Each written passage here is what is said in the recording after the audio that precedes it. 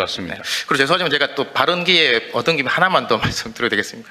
사실 저는 오늘 뭐 편하게 좀 말씀을 드려도 된다 해가지고 사실 국내에서 이제 자율주행차를 가장 많이 이제 크게 개발하다 보니까 현재 요즘에 뭐 미국, 중국 아까 발제 내용이 있었지만은 미국, 중국에서 뭐 자율주행이 굉장히 빨리 치고 달리고 있고 국내는 이런 규제 때문에 뭐 많이 좀 느려지고 있다라고 하는 말씀이 많이 나오고 있는데 사실 제가 기업가 입장에서 이거는 사실 규제 때문에 못한다고 하는 것은 어떻게 보면 좀 핑계거리라고 저는 생각을 합니다. 사실 우리가 자율주행 기업이 미국, 중국에 뒤처지는 건 저는 가장 큰 이유는 자금 때문이라고 생각을 하는데요. 실제 저는 오늘 이렇게 규제와 관련된 이야기를 하면서 저는 이런 말씀 꼭 드리고 싶습니다. 자율주행에 한해서만 그럴 수 있겠지만 이제는 규제를 풀 때가 아니라 예산을 풀 때라고 저는 좀 생각을 해봤습니다. 네, 무슨 말씀이냐면 사실 지금 미국의 웨이모라고 하는 자율주행 글로벌 1등 기업이 사용하는 예산이 1년에 5조 원입니다. 기업 하나가 사용하는 돈이 이제 5조 원이고요.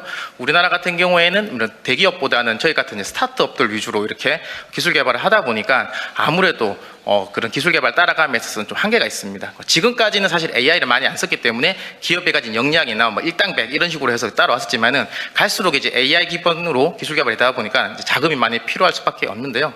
그래서 정부에서도 계속 이렇게 뭐 GPU를 구축해 주시겠다, 뭐 R&D 자금을 많이 주시겠다 하는데 일단 조금 요청이 있다면은 정부에서 구축하고 있는 이 GPU를 뭐 LLM 학습을 위해서 필요하겠지만은 저희 같은 자율주행 기업이나 로봇 업체에도 좀 이렇게 특별하게 배정을 해줘서 할당을 해주시는 형태로 아니면은 이런 거를 별도의 어떤 단체에서 구축을 해서 전용으로 쓸 수 있게 해준다면은 굉장히 큰 도움이 되지 않을까 생각을 하고 있고요. 그리고 저희가 뭐 미국이나 중국처럼 거대 자본을 기업에 운통할 수는 없겠지만은 지금 저희도 어느 정도 뭐 미국, 중국만큼은 아니지만 양산할 수 있는 수준으로 기술 개발이 되어 있습니다. 그래서 스타트업이 개발한 이 기술에 맞춰서 빨리 양산할 수 있게끔 제도를 만들어 주신다거나 뭐 보조금을 만들어 주신다거나 아니면 정부에서 운영하고 있는 차 중에 현재 있는 기술로 운영할 수 있는 부분에 대해서는 뭐 의무적으로 이렇게 구매를 해주신다거나 하면서 스타트업들이 실제로 매출이 발생하고 수익이 나는 구조로 그림이 그려진다면 사실 민간 투자자들이 뭐 투자하지 말라고 그래도 투자하는 그런 선순환 구조화가 될 거라고 생각을 합니다. 그래서 이 시점에서 저희도 이런 자금에 대한 이 말씀을 좀 조심스럽게 한번 드려봤습니다. 네, 이상입니다. 네. 우리가 해야 될 일 중에 하나고 그건 준비는 많이 하고 있습니다. 네. 네, 말씀하십시오. 예. 네, 안녕하십니까. 저는 주식회사 뉴빌리티의 대표이사를 맡고 있고요. 저희 회사는 한국에서 가장 많은 실외 이동 로봇을 상용화하고 있고 또 최초로 상용화를 한 회사입니다. 저희는 2017년에 대학생 3명이서 창업을 했는데 사실 대학생 3명이서 처음 규제를 이렇게 맞닥뜨려 보니까 저렇게 규제가 어려운지 몰랐습니다. 규제가 심지어는 하나가 아니라 다 붙여 규제 4-5개씩 이렇게 얽혀 있었는데요. 오늘 물론 저희 그 회의의 주제가 규제를 합리화하는 부분이라는 걸 잘 알고 있습니다. 하지만 저희가 7년이 조금 넘었는데 작년이 돼서야 이런 규제들이 모두 해소가 되었습니다. 사실 로봇의 가장 큰 문제점은 이 로봇을 법적으로 사람으로 볼 것이냐 혹은 뭐 차마로 볼 것이냐 이런 부분들의 문제였는데 저희가 원래는 차였습니다. 그래서 로봇을 한 대를 밖으로 내보내는데 운전면허증을 보유하신 분이 옆에서 로봇을 운전하게 했어야 됐습니다. 그래서 저희가 로봇을 20대를 상용화하려면 운전면허증 소유자 20명을 채용해가지고 옆에서 운전을 시켜야 됐습니다. 그래서 제가 생각을 해보니까 사실 길거리의 요구르트 아줌마들은 더 큰 거를 가지고 길을 이렇게 막 가시는데 소형 로봇인데 운전자를 20명, 30명씩 고용해야 되는 문제들이 있었는데 저희가 그걸 하면서 규제는 해소가 됐습니다. 그래서 사실은 저는 규제에 대한 부분보다도 규제 해소 이후가 되게 중요하다는 부분을 요즘 느끼고 있어서 그런 말씀 드리고 싶은데요. 이게 사람으로 인정이 되면서 어떻게 됐냐면 로봇에 대한 안전인증 제도라고 하는 것이 신설됐습니다. 근데 문제는 안전인증 제도가 한 14가지, 15가지 테스트를 봐야 되는데 그 테스트를 통과한 로봇만이 사람에 준하는 법적 주체를 인정해 줍니다. 여기까지는 좋은데요. 저희가 로봇을 판매하다 보면 저희 로봇을 제조하면서 있어서 예를 들면 자동차의 헤드라이트 같은 부품을 공급하던 회사가 없어집니다. 갑자기 망하는 경우가 있었습니다. 그래서 헤드라이트를 바꿔 껴서 빨리 팔아야 되는데 이 로봇을 인증해주는 기관에서는 헤드라이트 납품업체가 바뀌었으니까 처음부터 끝까지 다시 인증받아라. 이렇게 해서 저희 고객들은 이거 다 인증된 거 아니었냐? 또 인증을 왜 받아야 되냐? 하고 저희가 2달 기다려 주십시오. 저희가 200만 원, 300만 원 내서 다시 인증 받아야 됩니다. 이런 문제들이 지속적으로 발생하고 있습니다. 그래서 저희 입장에서는 이런 부분들이 상당히 어렵다라는 부분이 들고, 아까 앞서 영상에서 중국에서 휴머노이드 로봇이 1년 사이에 엄청 빨리 발전한 부분 보셨을 겁니다. 근데 저희도 로봇을 만들고 나서 이 안전인증 제도가 신설되고 나서 어떤 인증 절차가 추가되었냐면 로봇의 빨간색 비상정지 버튼을 꼭 탑재를 하라는 겁니다. 로봇이 어떻게 행동할지 모르니까. 그래서 처음부터 다시 설계를 했습니다. 안전인증 제도에 맞추기 위해서요.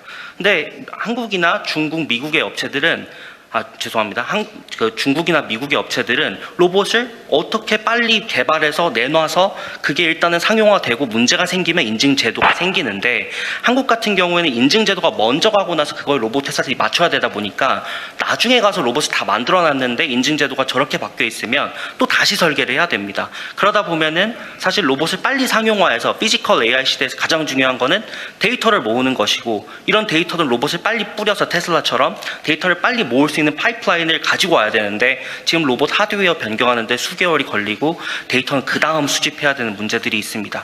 그리고 두 번째는 로봇 인증 제도가 되고 나서 이제 저희가 공원이나 지자체에 가서 이제 통행 허가를 받았으니 저희가 들어가게 해주십시오라고 하니까 그 안전인증 제도가 뭔데요부터 시작을 합니다. 그래서 예를 들면 여의도 동쪽에 서쪽에 여의도 공원이 있지 않습니까? 그리고 그 옆에 한강공원이 있잖아요. 근데 운영 주체가 다 다릅니다. 여의도 공원은 여의도 공원에서 하고요. 한강공원은 수도사업본부에서 합니다. 한강수도사업본부. 그러면 저희가 로봇 하나를 통행하는데 그 인증이 있는데도 불구하고 이 인증에 대한 해석 기준이라든가 어떤 인증을 인정하는 게 달라지기 때문에 다 개별적으로 허가를 받고 있습니다. 그래서 실질적으로 규제는 해소가 됐지만 막상 가보니까 하나도 해소되지 않은 문제들을 지속적으로 겪고 있습니다. 그래서 저는 오늘 꼭 말씀드리고 싶었던 것이, 규제가 합리화되는 것도 중요하지만 규제가 풀리고 나서 보니까 또 다른 인증이 되더라라는 부분들 꼭 말씀드리고 싶었습니다. 감사합니다. 네. 그래도 행정 편의주의, 행정 칸막이 뭐 이런 거의 일종이군요. 네. 네. 일률적으로 적용될 수 있게 만드는 게 필요하겠네요. 네, 알겠습니다. 지금 그 발제해 주신 내용 가운데서 자연스럽게 토론을 이어다 보니 그 원본 영상 데이터 활용에 대한 얘기도 나왔고 또 로봇에 대한 얘기도 나왔는데요. 자율주행과 관련된 또 하나의 현장에서의 좀 궁금증과 또 의견이 있다고 해서 이 부분은 영상을 통해서 한번 질문을 받아봤다고 하는데요. 네. 그 영상을 함께 먼저 보시겠습니다. 안녕하십니까. 라이드플럭스 김원재 PM입니다. 저희 라이드플럭스는 레벨 4 무인 자율주행 기술을 개발하고 있는 스타트업으로, 보시는 바와 같이 운전석에 안전요원이 탑승하지 않은 상태로 주행이 가능한 무인 허가를 국토교통부로부터 국내 최초로 승인받아 이곳 서울 상암에서 테스트를 진행하고 있습니다. 오늘 제가 말씀드릴 부분은 두 가지입니다. 첫 번째는 국내 대규모 자율주행 실증 범위 확대를 위한 지원 필요성입니다. 현재 미국에서는 자율주행 상용화에 성공하여 주요 도시에서 1000대 이상의 무인 로봇택시를 운영 중에 있습니다. 이것이 가능했던 배경에는 100대 이상의 대규모의 자율주행 실증을 수년간 수행을 하면서 충분히 안정성을 검증하고 데이터를 확보했기 때문입니다. 저희도 서울뿐만 아니라 세종, 그리고 부산, 제주 등 다양한 도시에서 자율주행 실증을 진행을 하고 있지만 대규모로 확장하는 데 있어서 큰 비용이 들기 때문에 어려움을 겪고 있습니다. 뿐만 아니라 자율주행 유상 서비스를 하기 위해서는 자율주행 시범 운행 지구 지정이 필요한데, 이런 지구 지정에는 허가 절차에 최소 6개월의 시간이 소요되는 어려움이 있습니다. 따라서 저희가 실증 범위를 확대하기 위해서는 관련 제도를 간소화하거나 현재 특정 노선 중심으로 지구 지정되어 있는 것을 개선하여 도시 단위로 확대하는 데 용이한 방안으로 제도 개선이 필요하다고 생각합니다. 두 번째로는 교통약자 보호구역에서 자율주행이 가능하도록 하는 제도 마련입니다. 현행법상 자율주행 허가를 받은 차량은 국내 도로 어디서든 자율주행이 가능하지만 장애인 보호구역과 같은 교통약자 보호구역에서는 반드시 수동운전으로 전환을 해야 되고 있습니다. 이런 제약사항 때문에 저희가 무인 자율주행 실증 노선을 선택하는 데 있어서도 어려움이 있었으며, 또한 실증 범위를 확대하는 데 있어서도 굉장히 많은 고민이 되고 있습니다. 자율주행의 혜택을 가장 많이 볼 국민이 노약자, 장애인, 그리고 어린이와 같은 교통약자라는 점을 고려를 한다면 교통약자 보호구역에서도 자율주행이 반드시 필요하다고 생각을 합니다. 따라서 일괄적으로 모두 자율주행을 금지할 것이 아니라 안정성이 충분히 검증된 차량에 한해서 보호구역에서도 자율주행이 가능하도록 하는 어떤 제도나 절차를 마련하는 것이 필요합니다. 이상 발언을 마치도록 하겠습니다. 저 영상에 나오는 차에 조수석에 보조 요원이 타고 있는 것 같은데? 그죠? 비상용으로 타고 있는 거 맞죠? 이거 우리 그 실무 단위에서 지금 검토한 걸로는 지금 대도시의 한 블럭, 한 뭐 특정 도로 이렇게 하기보다는 오히려 저 지방 소도시의 전부를 개방하거나 이런 게 훨씬 더 유용할 수 있나요? 네, 국토부에서 네. 답변을 드리겠습니다. 네, 네. 계속 논의가 되는 것들이 그건 그간의 노선 단위로 하다 보니까 데이터를 많이 쌓을 수도 없고 네. 인위적이다 이런 얘기를 많이 합니다. 그런데 저희는 이제 좀 그걸 범위를 넓혀야만이 영어로 말하면 엣지 케이스라고 해서 비상 상황 이런 걸 이제 할 수가 있다 이런 얘기거든요. 그래서 저희는 그거 굉장히 옳은 말이라고 생각을 하고요. 그래서 이제 이번에 이거 끝나고 나서 한 10월 정도부터 이제 저희가 국토부 차원에서 앞으로 어떤 식으로 자율주행을 끌어갈 것인지 뭐 로드맵이라든가 이런 걸 좀 어느 정도 발표를 하고요. 바로 공모를 할 그런 계획으로 있습니다. 지자체 단위로.